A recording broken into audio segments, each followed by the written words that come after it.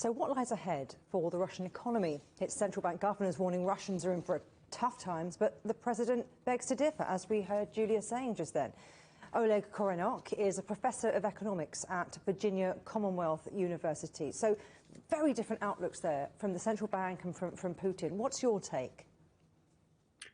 I think that Putin presents position of a politician, and he wants to show strength and confidence, and that's what he's doing. And Naibulina, she's economist, and she mostly focuses on argument that she can support with economic data. So Putin is more cheerleader, and Naibulina, she's more looking at position of somewhat closer to reality. Closer to reality, having crunched the numbers. But let's look at the ruble, which has become the world's best performing currency. Why is it so resilient? Well, I would disagree with your assessment that it's best performing currency. Okay. Right now, so there are two ways to look at it. One way is because there is so much capital controls imposed, you can think that exchange rate, it's not real market price, or it's not real price that shows market forces.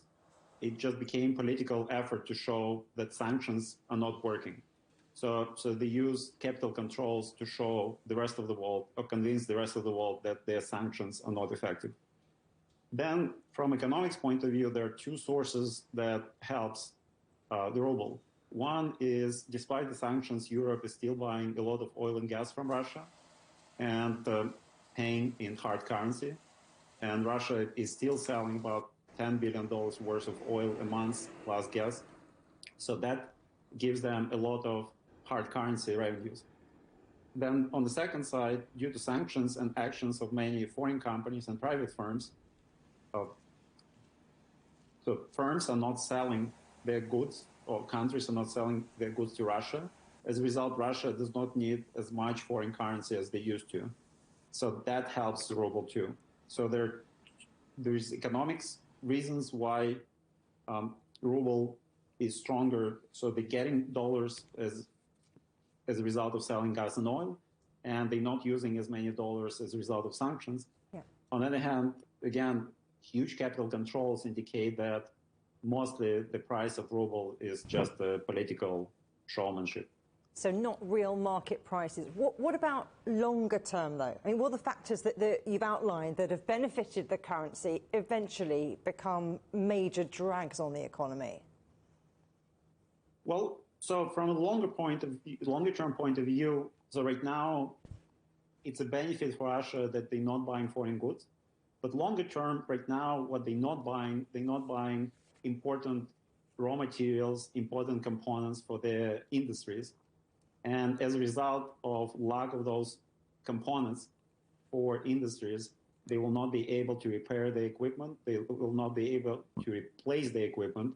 And so that will substantially reduce the ability to produce things.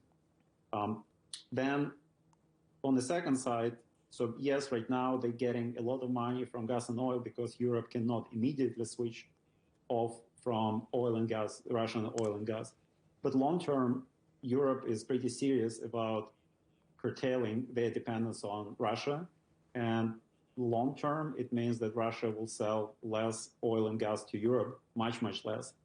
And then as a result, given that oil and gas is their main components of their budget revenue and their main foreign sales, so that's how they earn foreign currency, their inability to sell them will substantially decrease their ability to grow. Oleg Korenok at Virginia Commonwealth University, thank you very much. Thank you.